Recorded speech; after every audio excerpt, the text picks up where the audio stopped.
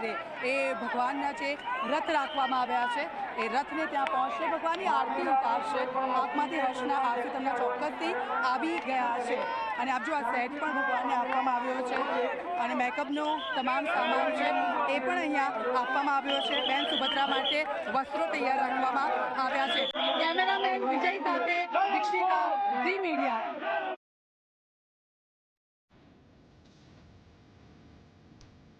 તો મોસાળમાં હવે સરસપુરમાં મોસાળમાં ભગવાન જગન્નાથજીનું ભવ્ય મામેરું કરાયું છે। જય રણછોડના નાદથી સરસપુર ગુંજી ઉઠ્યું છે। આપ જોઈ રહ્યા છો ઝી 24 કલાક પર। વિશ્વની બીજા નંબરની સૌથી મોટી આ રથયાત્રાના જીવંત દ્રશ્યો સરસપુરથી હવે નિજ મંદિર તરફ ત્રણેય રથ હવે પ્રસ્થાન કરી રહ્યા છે। ખલાસી ભાઈઓ ભગવાનના રથ ખેંચી રહ્યા છે।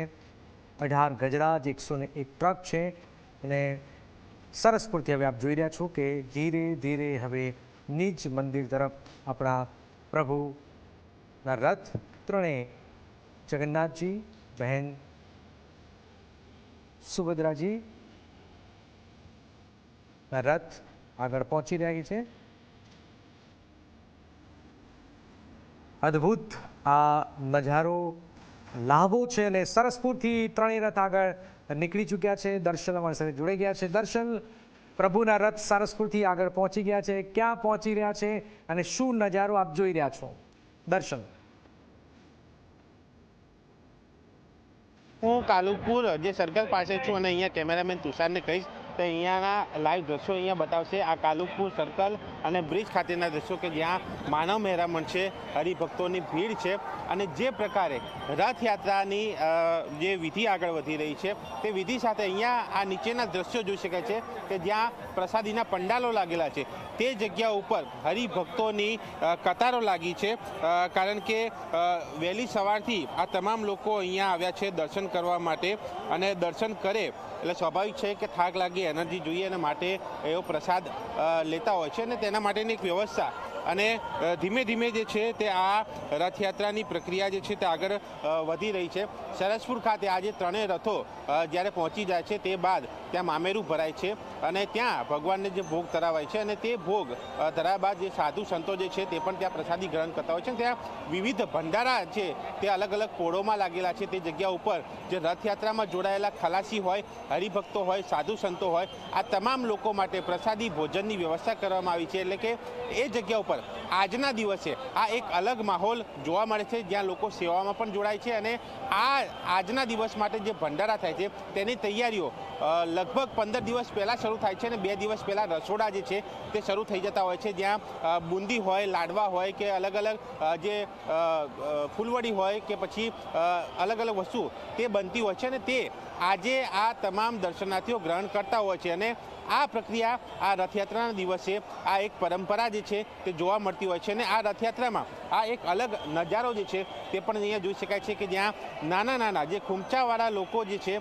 તે પોતાની રોજગારી પણ અહીંયાથી મેળવતા હોય છે। એટલે કે એક સેવાકીય કાર્ય સાથે એક લોકોની રોજગારી પણ અહીંયા જોવા મળતી હોય છે। હરિભક્તોની ભીડ એક દર્શન માટે, એક ભગવાનના જે અલગ દર્શન માટે આ લોકો જ્યારે આવતા હોય ત્યારે એમાં એક અલગ ઉત્સાહ, ઉમંગ જે છે તે પણ જોવા મળતો હોય છે, તે પણ આજે જોવા મળ્યો છે। એટલે આ માહોલ, આ રથયાત્રાનો માહોલ જે આજે એક અલગ આકર્ષણ, એક અલગ નજારો જે છે તે અમદાવાદ સિટી શહેરી વિસ્તારમાં જે છે કોટ વિસ્તારમાં ઊભો કર્યો છે અને તેમાં વેપારીઓ હોય, નાગરિક હોય, અમદાવાદ શહેર બહારના લોકો, તમામ લોકો જોડાયા છે। કેટલાક લોકો એવા પણ હતા જે મને મળ્યા હતા કે જે ખાસ દુબઈથી અથવા તો બીજી જગ્યાએથી જે ભારતીય છે તેઓ વિદેશથી અહીંયા આવ્યા છે આજે રથયાત્રામાં ભાગ લેવા, ભગવાનના દર્શન કરવા માટે, કારણ કે જે પ્રમાણે આ મોટી રથયાત્રા કહેવાય છે બીજી, તે રથયાત્રાનું મહત્ત્વ એટલું વધુ છે કે જેમાં લોકો દર્શન કરવાનું ચૂકવા નથી માગતા,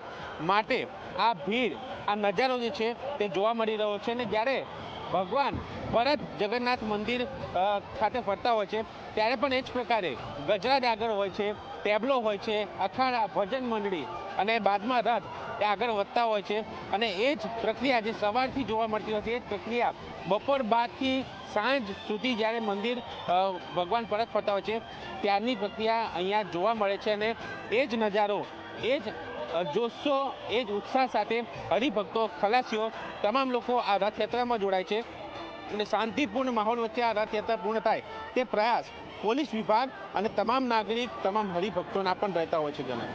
બિલકુલ બિલકુલ આપની પાસે દર્શન આવીએ છીએ. અદ્ભુત આ નજારો છે અને લોકો દૂર દૂર ન માત્ર ગુજરાત ન માત્ર દેશ વિદેશથી પણ લોકો આવ્યા છે અને આપ જોઈ રહ્યા છો કાલુપુરમાં પ્રભુ જગન્નાથજીના રથ હવે ધીરે ધીરે આગળ આવી રહ્યા છે. કાલુપુરના સીધા દ્રશ્યો, અદ્ભુત આ નજારો. ભગવાન જગન્નાથજીના દર્શનનો આ લાભો હોય છે ને પ્રભુ ખુદ આજના આ દિવસે અષાઢી બીજે સ્વયં દર્શન આપવા માટે જ્યારે નગરચર્યા નીકળે છે ત્યારે આ નજારો, આ લાભો આપણા બધા જ માટે જીવનભરનું સંભાળવું બની ગયું છે.